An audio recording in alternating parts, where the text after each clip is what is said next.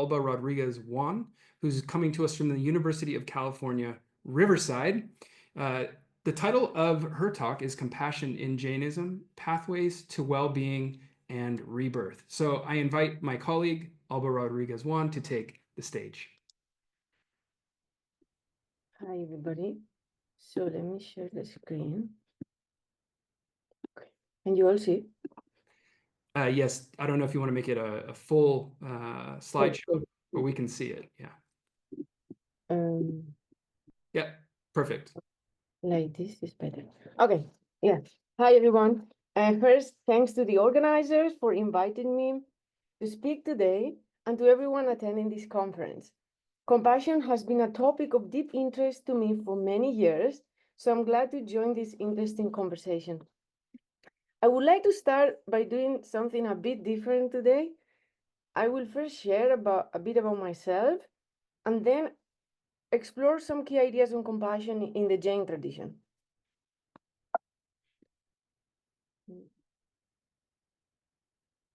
I hold a bachelor's degree in psychology and worked as a counselor in Spain for several years before pursuing PhD studies. Through my work with different vulnerable communities, I quickly came to understand the profound importance of compassion in both supporting those experiencing pain and also in holding and processing that pain within myself. Let me share some examples that profoundly impacted me and ultimately led me to explore the topic of compassion more deeply. So the images you're seeing there are because a moment when compassion was very important was while I was working at a hospital supporting children with cancer and their families. The diagnosis is often devastating, especially for parents, and the grief of losing a child at a young age is immeasurable. As a counselor, I must confess it was frustrating not being able to offer a treatment that would directly save the children. I could only offer a compassionate ear to hear their stories, their fears, and their dreams. I think I will never forget those conversations between the walls of the hospital. I had to reflect a lot about the reality of death and suffering and the limitations of our physical embodiment, topics that the Jain tradition talks a lot about. It became clear many times that with compassion and empathy, another's pain feel like one's own, inspiring us to act, speak, and listen in ways that can, at times, bring some relief. For example, I once visited a teenage girl who was losing her hair due to chemotherapy.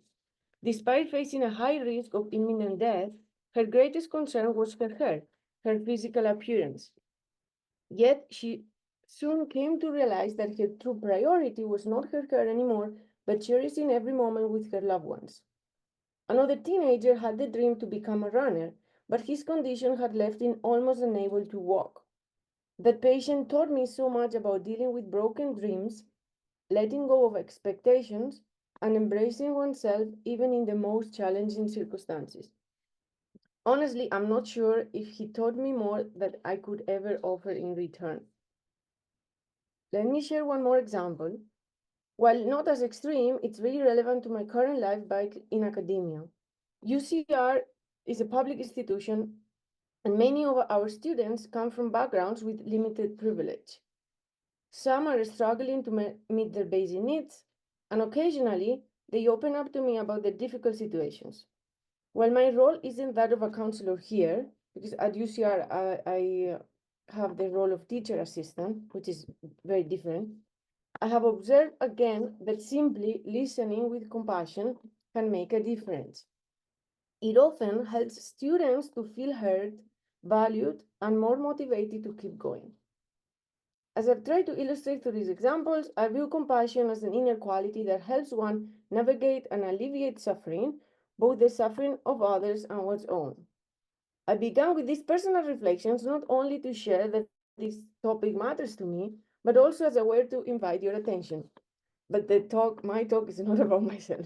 But now let's us, and I had to cut one more example, I would say, because of the current political and social climate, and the meeting is being recorded, so I prefer with two examples we have enough. So now let us turn to the concept of compassion in the Jain tradition. So Jain authors have long discussed compassion, and we have been listening some of your talks since early morning, so we are already familiar with many of the ideas. And Jain authors sometimes consider compassion as the other side of non-harming or ahimsa.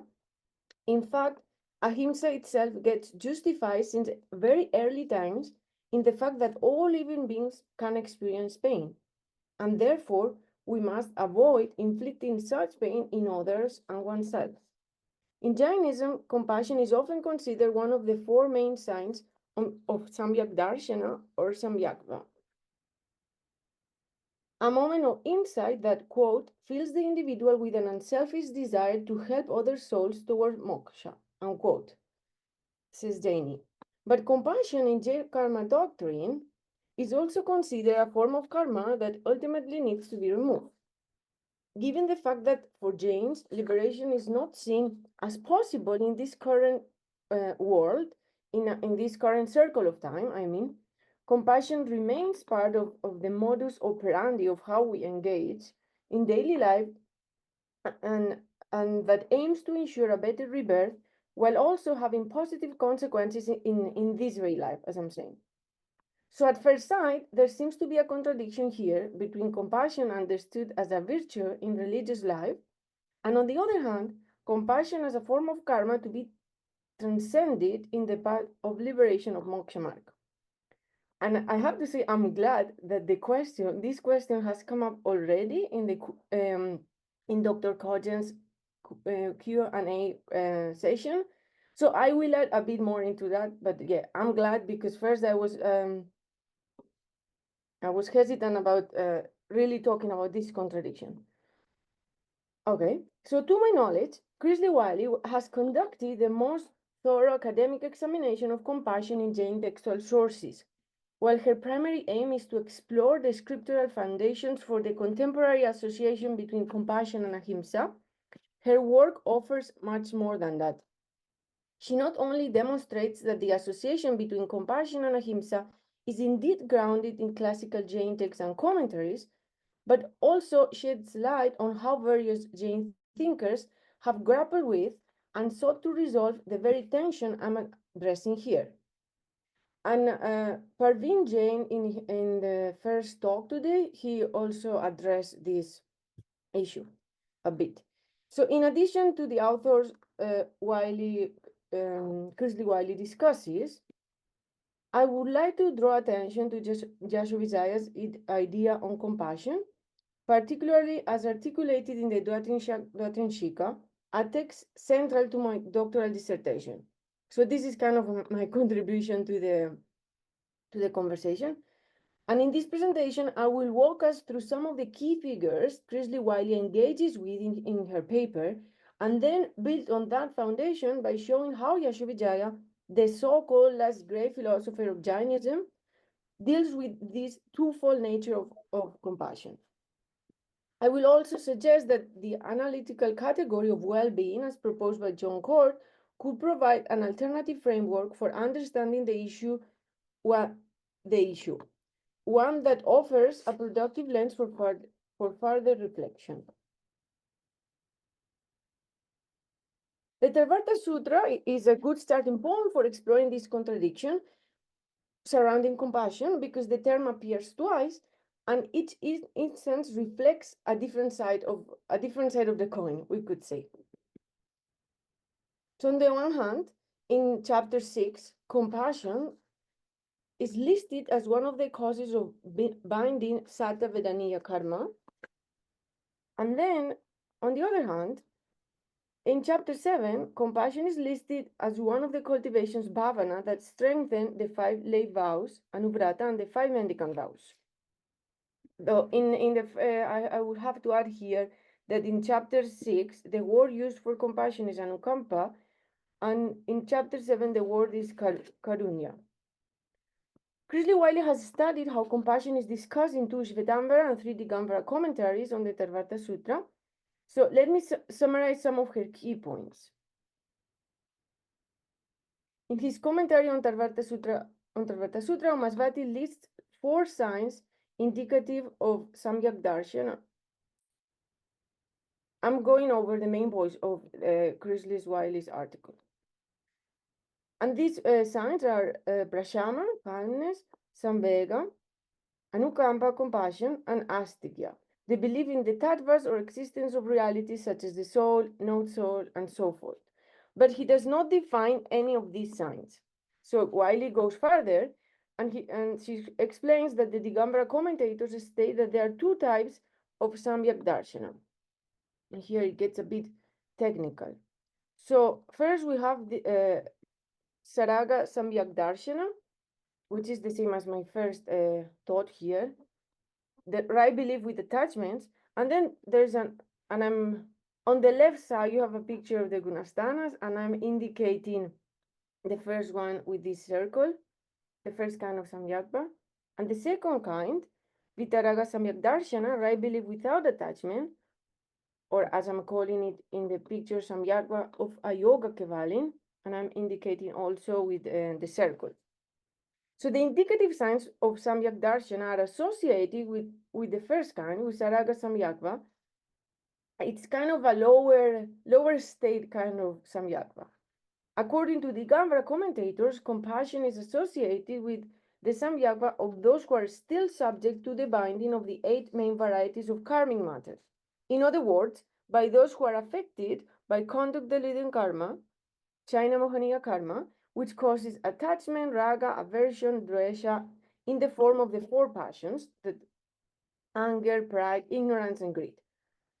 This would include those who have not taken any vows. So on the left, it will be the lower stages. Those who have taken the lay vows, the mendicants who have taken the mendicant vows, attaining the 6 gunastana, so the lower stages. However, these indicative signs of samyaktva, compassion, and so forth, would not be associated with the samyaktva of asayoga kevalin in the 13 gunastana. So it's like 2 main kinds. That's the main point here. Moving on, compassion, I'm still in Chris Wiley's article main points. So compassion is also associated with Satavedaniya karma. Chris Wiley mentions that many texts in karma theory portray it in this way, as well as the Bhagavati Sutra, which is also very important in the Jain tradition. The Digambara commentators in general see compassion towards mendicants as the most important. And Pujyapada, for example, I wanted to share here with you one of the definitions of these authors, and I particularly like this one. So yeah, he says that a compassionate person is one whose heart is full of warmth and kindness, anugraha, and who views the afflictions of others as if they were one's own. So somehow it's a kind of positive karma, but it's still a kind of karma, and that's why I also like this picture, because you can see here how it's kind of people in your heart or something like that. Okay. Interestingly, Virasena offers a different interpretation. For him, compassion is not a state of the soul, a bhava, that is caused by the rise of karmas. Compassion is a state of the soul that is manifested when the karmas that cause the strongest degree of passions, ananta nubandha charita mohaniya karma, associated with wrong views and wrong conduct, have been suppressed or destroyed. So for here in the slides, I am using these images that sometimes I also use with students to explain how karma works in Jainism. So in the left side, you have this bulb, that we cannot see much the light going through, but because there is dust. So the dust would be like karma, and when that karma is removed, then the light can shine, as you can see in the right side. So for Virsena, compassion operates somehow in this way. So it's about removing karma, and then compassion can arise within oneself, like naturally, or that's why I put as a natural state on the slide. So for him, compassion is explained not as the arising of Satavedaniya karma, but as the elimination of all negative karmas. When this happens, according to him, those who have a proper view of reality have compassion for others. In other words, it is not a process, as I'm saying, of accumulating merit, but of letting manifest the quality or mode of being that is already present inside oneself. We see here one way of resolving the contradiction that I pointed out at the beginning. Vipassana does not accept that compassion is the cause of binding karma and instead defines it as a state of being that is manifested when overcoming negative karma.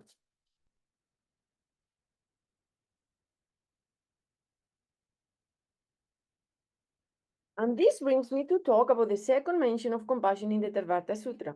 Compassion is one of the 4 cultivations, the bhavana, that strengthen the 5 vows of the Jain mendicants, the Mahavratas, and the vows of the Jain laity, Anuvratas, and are complementary to other religious observances. And again, Parveen Jain this morning already discussed the bhavanas. Umasvati writes in the Theravada Sutra, friendliness, maitri for all living beings, joy, pramoda at the side of the virtues, compassion, karunya for the afflicted, and equanimity, madhyastya, towards those without knowledge. Then in the commentary, Umasvati defines compassion, karuna, as anukampa. So these are 2 synonyms for the same term.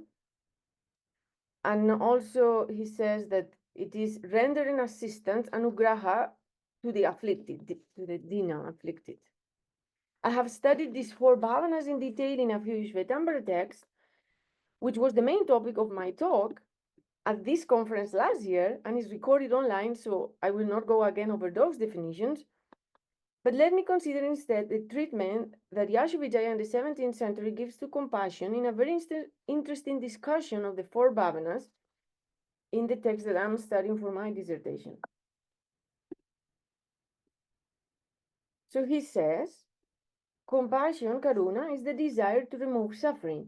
It arises in 4 different manners.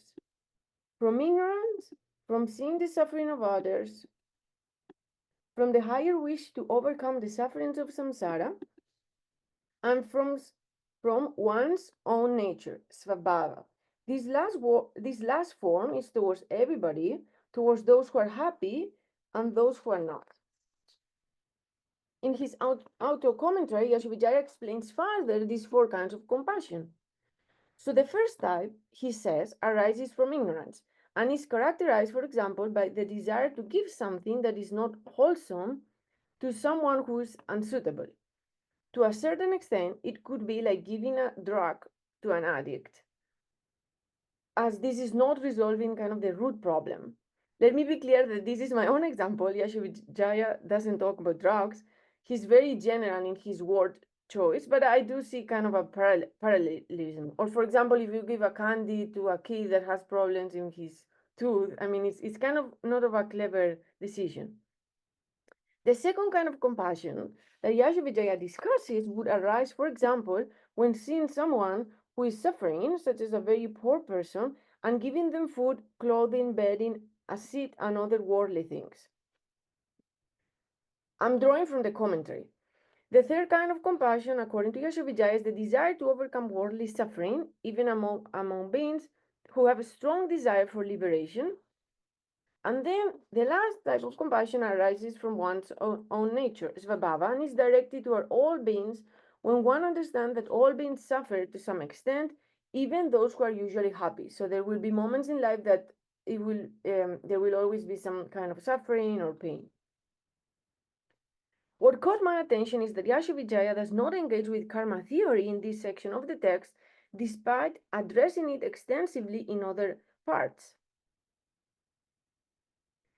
The first kind of compassion mentioned by him is like a wrong kind of compassion.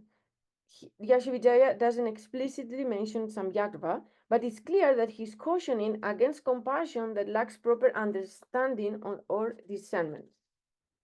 Then the second kind of compassion concerns the worldly realm, and it resembles the charitable acts mentioned by many other authors, and some of them are also quoted by Wiley in the article. Then the third kind of compassion that Yashovijaya calls out is the desire to overcome worldly suffering. This is connected with samvega, the fear for samsara that is supposed to drive inspiring Jain mendicants to take diksha. And finally, the fourth kind of compassion arises from one's own nature and seems to be a kind of a higher state, a sign of a well-cultivated person. Somehow, in a similar way to Virasena, Yashovijaya discusses compassion with the vocabulary of inner state and not karma doctrine, which I already said caught my attention because he talks so much about karma in other parts of the text. Then, a few decades after Yashovijaya, Acharya Bhikshu, the founder of the Shvetanda Therapantist sect, differentiating the two main kinds of compassion: worldly compassion, Laulikadaya, and spiritual or religious compassion, Lokottara or Dharmadaya. An issue that has created much contestation in the history of the Therapant and that scholars such as Anne Valeli have covered in much more detail than I can do here. I just wanted to bring him up here because it seems to me that his subdivisions of compassion also relate to the need to reconcile these apparent contradiction aspects of compassion. If compassion is of two different kinds, those kinds can somehow coexist, I could argue, or we could argue, instead of being directly in opposition. And finally, I would suggest another way of making sense of the contradiction of compassion as the positive ethical force and a potential source of karmic entanglement. So we have, again, these two sides. John Core proposed to study the realm of well-being as a category of analysis when studying the Jains as communities. Well-being refers to many aspects of religious life, such as health, familial harmony, or economic prosperity. In its beginnings as an academic field of study, Jain studies gave much attention to the study of the ideology of the liberation, mokṣa mark, while disregarding other aspects of the lived religious experiences of Jain communities. By later research has shown that taking seriously this realm or this sphere of our human life might help to explain and understand better many aspects of Jain religious life, such as rituals, pilgrimages, and so on. In relationship to my concern here, I would say that the contradiction that has been the point of focus in this presentation seems to get resolved if seen through the lenses of the category of well-being, because while compassion as a kind of karma to be eliminated pertains to the realm of the mokṣa mark, compassion as a quality to progress in religious life does not relate exclusively to the realm of mokṣa mark, but also to the realm of our day-to-day interactions with others and well-being in general.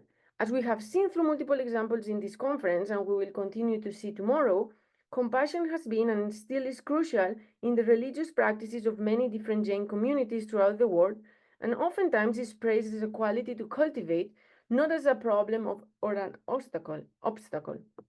This reminds us of the relevance of attending to different aspects of Jain religious life, even when reading text, because I'm working mostly with text right now, that seem primarily concerned with the path of liberation of or mokṣa mark.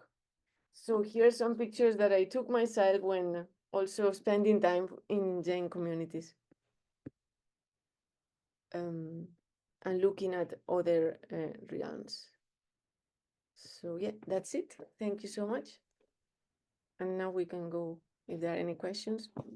Thank you so much, Alba. Yes, we already have one question come in. And I also want to say for those who are here that this is also another one of the chapters in the Engaged Jainism volume. So Alba Rodriguez one is also one of our contributing chapters. We just heard from Stephen Vos before. We have several of our contributing chapters in this taking place in this conference or participating in this conference. So I know that's one piece related to your chapter, and we thank you for presenting that research for us here. We look forward to seeing it when it comes out published. So yeah, we do have there's one question from Ayan in the chat that is, I guess this is related to karma theory, Alba. And if it's not something you want to answer right now, you don't have to, but you can try. It says, Shukriya for shedding light on similar terms used for compassion in Jainism.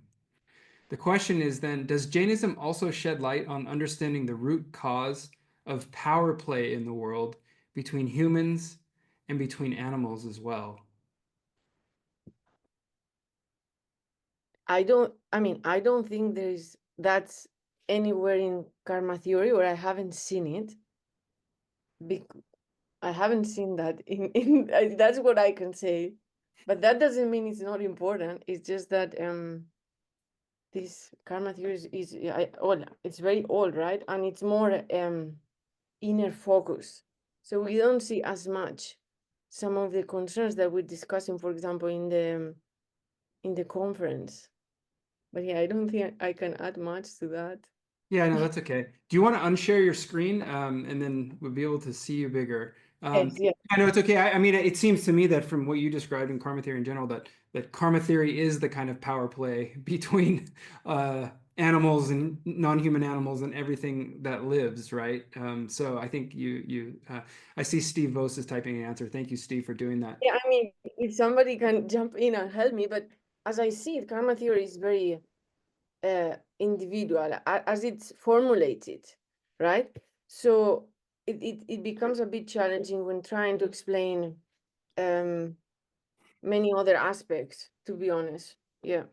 That's why we are grappling with some of these things. And my talk at the end, I decided to frame it in this contradiction that I keep on encountering with karma theory on the one hand and these practices that do somehow engage, if we want to use that word, with others, with the world, with one's surroundings, and are necessary for even, we could argue, they are even necessary to advance in that moksha mark, at least in the first stages. Yeah, that's how I see it. But Steve, do you want to add to this? There's so many. I see Steve is being very generous and typing an answer there. I wanted to ask you another question about something. I'm glad you brought this up, which is this apparent contradiction between being compassionate in the world and then compassion also being a source of binding karma, right? It's a perpetual question that comes up and has been answered in so many ways. And I guess what we're trying to show is that compassion in action is important from the perspective of the Jain tradition in this conference. There's so many different ways that compassion can be enacted. We can be inspired to bring action in so many ways. And I appreciate that you brought up the contradiction nevertheless and showed that it is also a binding karma from the perspective of Jain philosophy. As you're showing, you eventually have to give up your attachment to compassion.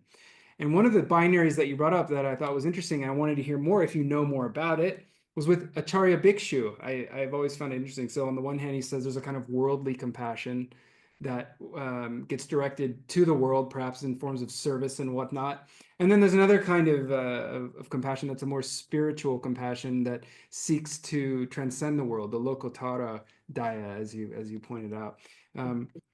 What how does he differentiate those two, and specifically what is this kind of spiritual, is it a non-binding kind of compassion, this lokotara daya that you talked about? Is there a kind of compassion that you can enact, I guess is what I'm asking, from Acharya Bhikshu's perspective, that does not bind karma? Or Yes. maybe, yeah, does that make sense? Yeah, yeah, it makes sense. So as I understand it, yes. So the worldly compassion, it has more to do with charitable acts, everything, like even with animals, one's surroundings, all that for him, as I understand it, would be considered this worldly compassion, the laukika daya.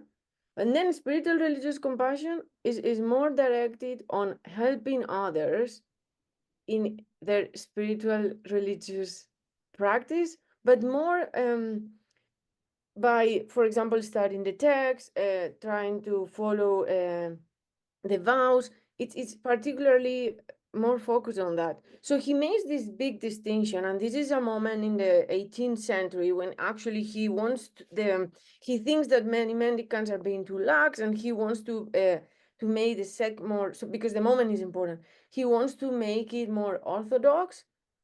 But I to that, so he wants to make this differentiation and really focus. I think he does it to navigate that tension, actually. He creates this separation because he's trying to make the sect more strict, but at the same time, I think he cannot disregard the other aspects. So he comes up with this twofold side of compassion. But then I think I should add to this that this is 18th century. So to this moment in the history of the Therapanthy, actually, this has been a moment, an issue, very contested. There are people who don't agree with this. It has created problems, we could say. And the different acharyas that follow Bhikshu dealt with this differently also. So I think we will have to see each of them, how how they manage it. And I think it has to do a lot with what was going on at this moment in India, because each acharya had to face different moments, right? So they went, they navigated slightly different. And of course, it also influenced their own personal preferences. And now, in the therapeutic now at this moment, I think they are actually trying to reconcile these two. Because if you hear the discourse around compassion among the therapeutic now, they are actually trying to say that the two of them can go together. So this is a bit the opposite of what Acharya Bhikshu was saying when he created the two, or he started talking about these two sides of compassion. So I think there have been changes because the circumstances have changed and the world has changed so much. So they are always adapting to what's going on. Absolutely. No, thank you so much. I always find it interesting how the Terapuntis have kind of come full circle as you describe with compassion, and I think you hit the nail on the head there with that. We are coming to the end of time for your talk. I really appreciate that you shared yet another piece of your chapter that will be coming out in the Engaged Jainism volume very soon this year, and people will be able to read it in its entirety to really grasp compassion within the bhavanas. So thank you so much, Alba, for being with us and joining us from Riverside today. It was great to hear from you.